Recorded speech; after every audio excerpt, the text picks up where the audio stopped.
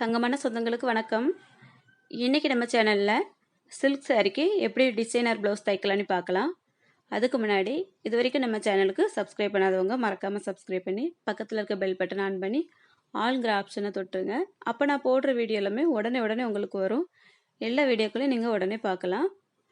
இன்றைக்கி இந்த பட்டு சாரிக்கு எப்படி டிசைனர் ப்ளவுஸ் தைக்கலாம் பார்க்கலாம். இந்த சாரியில் இதே கலரில் நமக்கு ப்ளவுஸ் வந்திருக்கு.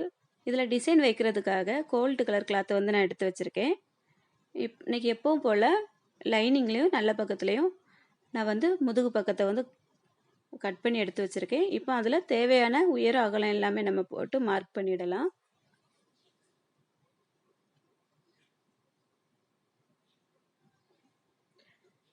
இப்போ நம்ம பாக்ஸ் வடிவம் வரைஞ்சிட்ருக்கோம் பாருங்க. அதில் தேவையான கழுத்தை வரைஞ்சிட்டு இனி இந்த கழுத்து வரைஞ்சிருக்கிறதுக்கு வெளிப்பக்கமாக ஒரு 1.5 இன்ச் அளவுக்கு அப்படியே அந்த டேப்பை வச்சு அப்படி தள்ளி கொண்டு 1.5 இன்ச் அளவுக்கு அப்படியே மார்க் பண்ணி விட்டுறலாம். சின்ன டாட் வச்சு விட்டுருக்கேன். அந்த டாட் எல்லாமே நம்ம அப்படியே நல்லா மார்க் பண்ணி வரைஞ்சி விட்டுருவோம். நான் ஃபஸ்ட்டு வரைஞ்சேன் பாருங்க, அந்த கழுத்தை கட் பண்ணாமல் ரெண்டாவது வரைஞ்சிருக்கேன் பாருங்க, அதை தான் கட் பண்ணி விட போகிறேன்.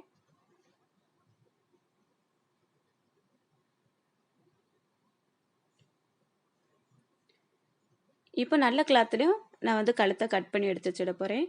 நம்ம கழுத்து லைனிங்கோட அளவுக்கே கட் பண்ணாமல் நான் கொஞ்சம் கிளாத்தை விட்டுட்டு கட் பண்ணுவேன். அப்போ தான் நமக்கு தைக்கிறதுக்கு நல்லாயிருக்கும்.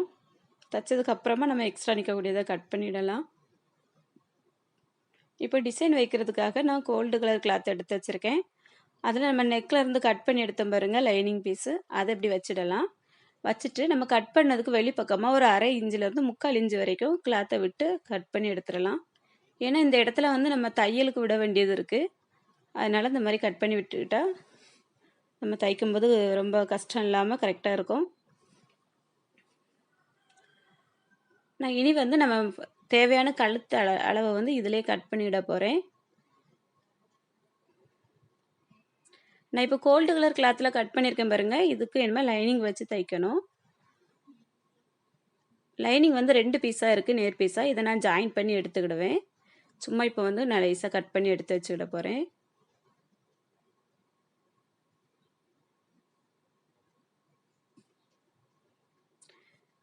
இப்போ நம்ம முதுகு பீஸை நம்ம நல்ல பக்கம் கிளாத்துக்கு மேலே லைனிங்கை வச்சுட்டு ஒரு 1/4 இன்ச் அளவுக்கு தையல் போட்டு அப்படியே கொண்டு வரலாம்.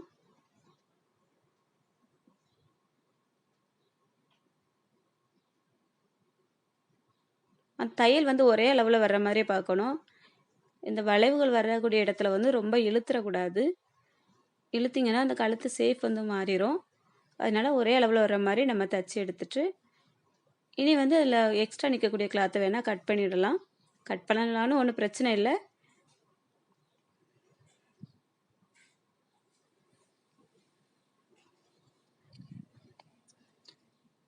இப்போ இந்த இடத்துல நம்ம இந்த நூலில் கட் ஆகிற அளவுக்கு சின்ன கட் கொடுத்து விட்டுறலாம். அப்போ தான் திருப்புறதுக்கு நல்லா வசதியாக இருக்கும். இதை அப்படியே திருப்பிடலாம். திருப்பிட்டு அந்த விளிம்புலையே ஒரு தையல் போட்டு விட்டுறலாம். நல்லா பதிஞ்சு வந்துடும்.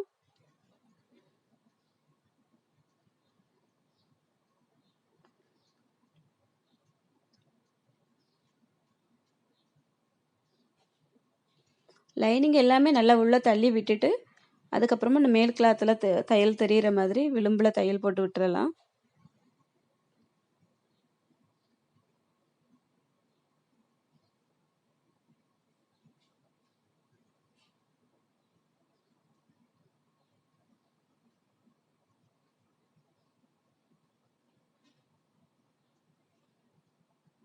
இனி நம்ம அந்த லைனிங்கையும் நல்ல கிளாத்தையும் அப்படியே ஃபுல்லாக உடம்பு ஃபுல்லாக ஜாயின் பண்ணிவிட்டு இந்த எக்ஸ்ட்ரா கிளாத்தெல்லாம் கட் பண்ணி முதுகும் மடித்து அடித்து எடுத்துடலாம். நான் இப்போ முதுகெல்லாம் மடித்து அடிச்சிட்டேன். இனி நம்ம அந்த கோல்டு கிளாத் எடுத்து வச்சுருக்கோம் பாருங்கள், அதை ரெடி பண்ணலாம். நான் அந்த நேர் பீஸ் எடுத்து வச்சுருந்தேன் பாருங்கள் லைனிங்கில், அதை ரெண்டையும் ஜாயின் பண்ணி எடுத்து வச்சுருக்கேன். இப்போ நம்ம கழுத்தை கோல்டு கிளாத்தில் மட்டும்தான் கட் பண்ணி எடுத்து வச்சுருக்கோம். அந்த கோல்டு கிளாத்தை 2ஆக மடிச்சுட்டு சென்டரில் ஒரு மார்க் பண்ணிடலாம், அந்த அளவு கரெக்டாக தெரிகிறதுக்காக. இனி நம்ம எவ்வளோ அளவு எடுத்திருந்தோமோ கழுத்து அளவு, அந்த அளவை கணக்கு பண்ணி வச்சுட்டு நம்ம லைனிங்கில் அப்படியே ஒரு ஜாயிண்ட் தையல் போட்டு எடுத்துடலாம்.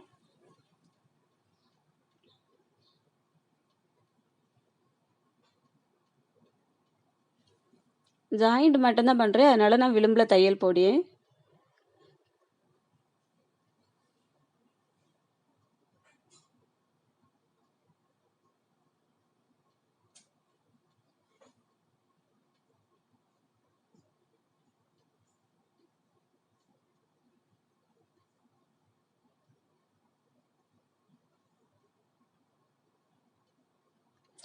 இந்த கழுத்தில் அப்படி ஜாயின் பண்ணிவிட்டு இது ஃபுல்லாகவே உடம்பு ஃபுல்லாக அப்படியே ஜாயின் பண்ணி எடுத்துடலாம். அந்த கோல்டு கலர் கிளாத்துக்கு வெளிப்பக்கம் நிற்கக்கூடிய லைனிங்கை நம்ம கட் பண்ணி எடுத்துடலாம். அதுக்கப்புறமா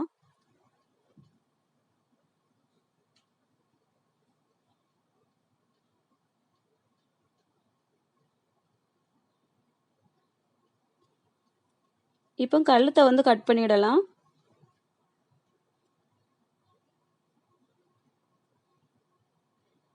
இனி வந்து நம்ம இந்த முதுகு பீஸ் வந்து தச்சு வச்சுருக்கோம் பாருங்க, அதை இந்த கிளாத்தில் வச்சு ஜாயிண்ட் ஆக்கிவிடலாம். நம்ம இந்த மாதிரி வச்சுட்டு ஒரு 1.5 இன்ச் அளவு நமக்கு விட்டுருந்தோம் பாருங்க தையலுக்காக.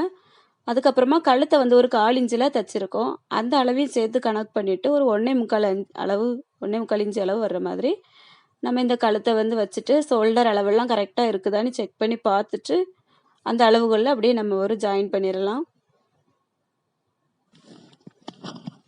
எப்போவுமே நம்ம வந்து தையலுக்கு எடுக்கிற அளவு தச்ச அளவு எல்லாமே கரெக்டாக கணக்கு பண்ணிட்டோன்னா அந்த ப்ளவுஸ் வந்து ரொம்ப ஃபிட்டிங்காக வரும்.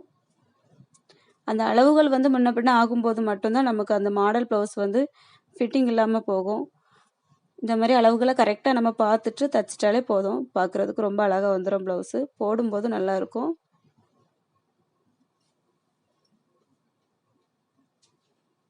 நான் இந்த மாதிரி டேப்பை வச்சுட்டு கொஞ்சம் கொஞ்சமாக அந்த அளவுகள் கரெக்டாக இருக்குதான்னு செக் பண்ணிவிட்டு அப்புறமா ஜாயின் பண்ணிக்கிட்டேன்.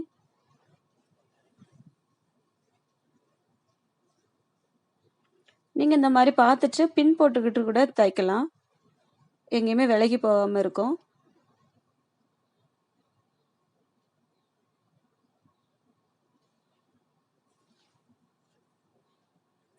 இனி வந்து நான் ப்ளவுஸோட கிளாத்தில் கொஞ்சம் சதுர பீஸாக எடுத்து வச்சுருக்கேன் 3.5 இன்ச் அளவுக்கு.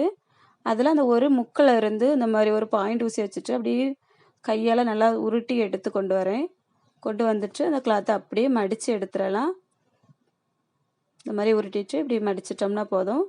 உள் பக்கமாக 2 சுருக்கு தெரியும், வெளியில் நல்லா ஒரு பைப்பிங் மாதிரி ஒரு வடிவத்தில் இருக்கும். இந்த மாதிரி எல்லா பீஸையும் ரெடி பண்ணிடலாம். காட்டன் கிளாத்தாக இருந்தால் இது ரொம்ப அழகாக வரும். இந்த கிளாத்து வந்து கொஞ்சம் நைஸாக இருக்கிறதுனால கொஞ்சம் லூஸாக தெரிஞ்சுற மாதிரியே இருக்குது.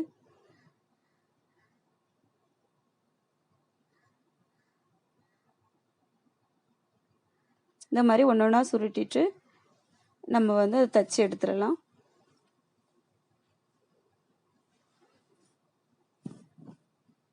காட்டன் கிளாத்தாக இருந்தால் அந்த மாதிரி ஊசி எல்லாமே நம்ம உருட்டி எடுத்துடலாம், நல்லா வரும்.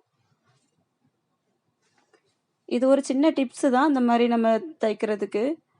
இந்த மாதிரி ஒரு ஊசி ஏதாவது வச்சுட்டோன்னா ரொம்ப கரெக்டாக வந்துடும். இது போல் எல்லா பீஸையும் நம்ம ரெடி பண்ணி எடுத்துடலாம். நான் எல்லாமே ரெடி பண்ணிட்டேன். இனி வந்து அந்த பிசுறு நிற்குது பாருங்க, நம்ம தையல் போடுறதுக்கு கீழ்ப்பக்கமாக இருந்து அந்த எக்ஸ்ட்ரா நிற்கக்கூடிய கிளாத் எல்லாமே அப்படியே கட் பண்ணி எடுத்துடலாம். அந்த நூல் இல்லாத அளவுக்கு கட் பண்ணி எடுத்துட்டோன்னா போதும். இது போல் எல்லாத்தையும் கட் பண்ணி எடுத்து ரெடி பண்ணி வச்சிடலாம்.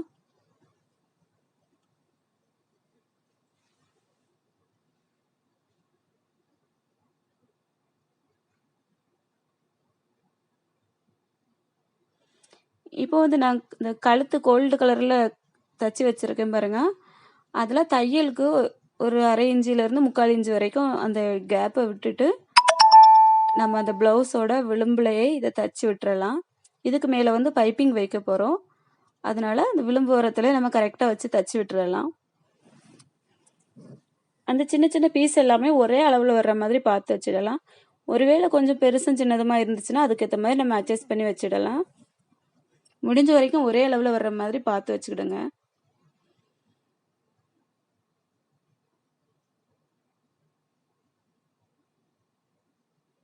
இந்த நெக்கு மொத்தத்துக்குமே இந்த மாதிரி ஜாயின் பண்ணி இதை விட்டுறலாம்.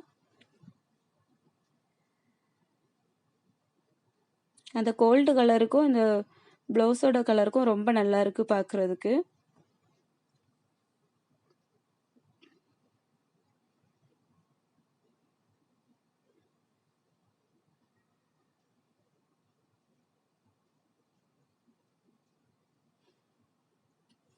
இந்த மாதிரி ஒன்று ஒன்றா வச்சுட்டு நான் கழுத்து ஃபுல்லாகவே இதை ரெடி பண்ணி எடுத்துட்டேன். இப்போ இதுக்கு மேலே வந்து நம்ம கிராஸ் பீஸ் வச்சு தைக்கணும். அதுக்கு நான் கோல்டு கலர் கிளாத்தில் கிராஸ் பீஸ் வந்து ரெடி பண்ணி எடுத்து வச்சுருக்கேன். இப்போ அப்படியே நம்ம அந்த தச்ச முதுகு பக்கத்தை உள் பக்கமாக திருப்பிட்டு அந்த கழுத்தை விட்டு வெளியில் நிற்கக்கூடிய அந்த நம்ம ஜாயின் பண்ண அந்த சின்ன சின்ன பீசஸ் எல்லாமே நம்ம கட் பண்ணி எடுத்துடலாம். இது எல்லாமே நம்ம நிரப்ப கட் பண்ணி எடுத்துட்டு அதுக்கப்புறமா இதில் வந்து கிராஸ் பீஸில் பைப்பிங் வச்சு தைக்க போகிறோம். நான் வந்து ஒரு 1.25 இன்ச் அளவுக்கு கிராஸ் பீஸ் ரெடி பண்ணி வச்சுருக்கேன். இதை வந்து நம்ம ஒரு பக்கமாக மடித்து அடித்து எடுத்துக்கிடலாம்.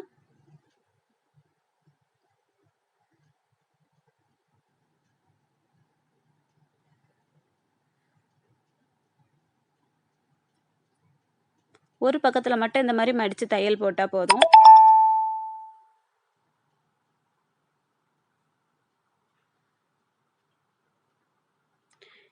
இப்போ நான் கழுத்துக்கு மேல் பக்கமாக வச்சுட்டு நம்ம எப்போவுமே நார்மலாக கழுத்து தைக்கிற மாதிரி அந்த அளவுகளில் இதை வந்து கிராஸ் பீஸை அப்படியே ஜாயின் பண்ணிவிட போகிறேன்.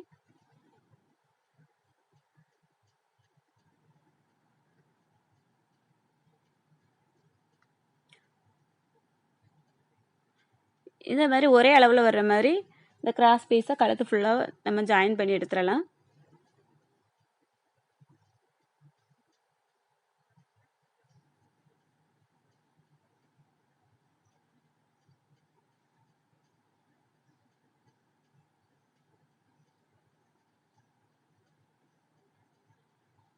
இனி நம்ம நார்மலாக எப்பவும் பைப்பிங் தைக்கிறது போல உள்பக்கமாக திருப்பிச்சு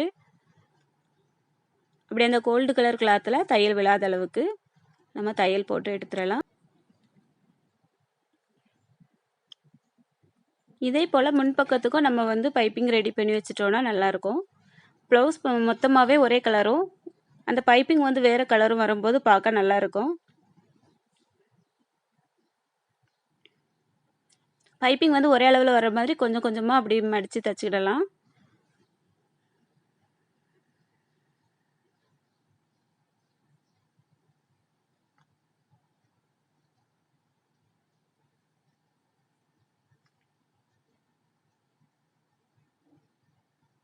இப்போ நான் வந்து பைப்பிங் தைச்சி முடிச்சிட்டேன். இனி வந்து இதில் டபுள் ஸ்டோன் லேஸ் வந்து நான் எடுத்து வச்சுருக்கேன். அதை வந்து இந்த கோல்டு கலரில் வச்சு தைச்சிக்கிடலாம். ப்ளவுஸோட பீஸ் வந்து முடியுது பாருங்க, இல்லை கோல்டு கலர் வச்சு தைச்சிருக்கோம். அந்த இடத்துல ஒரு 1/2 இன்ச்சுக்கு கீழே வச்சுட்டு இதை நம்ம தையல் போட்டுடலாம்.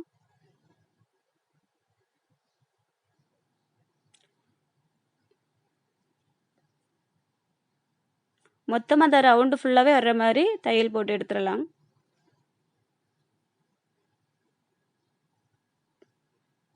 இப்போ நான் வந்து கொஞ்சம் கோல்டு கலர் பாசி எடுத்து வச்சுருக்கேன். அதை அந்த சின்ன சின்ன பீஸ் ரெடி பண்ணி வச்சுருக்கோம் பாருங்க, அதிலேருந்து ஒரு நடுவில் வச்சுட்டு தையல் போட்டு எடுத்துருவோம். நல்லா ஒரு 2 தையல் போட்டு நல்லா பதிகிற மாதிரி போட்டு எடுத்துட்டோம்னா போதும், நல்லா ஸ்ட்ராங்காக இருக்கும்.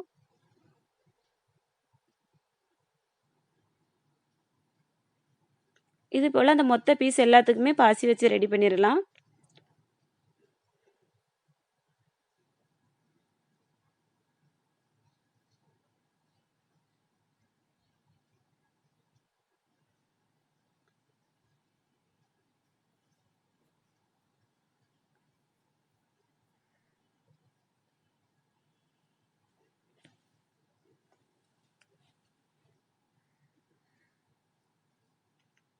பாருங்கள், நான் மொத்தமாக ரெடி பண்ணிட்டேன். இனி வந்து இதுக்கு ரோப்பு ரெடி பண்ணி வச்சுருக்கேன். அதே நம்ம வந்து இதில் வச்சு ஜாயிண்ட் ஆக்கிடலாம். நம்ம கழுத்தில் இருந்து அதுக்கு கீழ் பக்கமாக ஒரு 3 இன்ச்சு அளவில் இந்த ரோப்பை வச்சு ஜாயின் பண்ணிட்டோம்னா கரெக்டாக இருக்கும். அதுக்கு மேலே நம்ம வந்து வச்சு ஜாயின் பண்ணோம்னா ரொம்ப மேலே தெரிஞ்சது போல் இருக்கும். இப்போ 2 பக்கமும் நான் ரோப்பு ரெடி பண்ணி வச்சுட்டேன். அவ்வளோதான், நமக்கு ப்ளவுஸ் ரெடி ஆயிடுச்சு.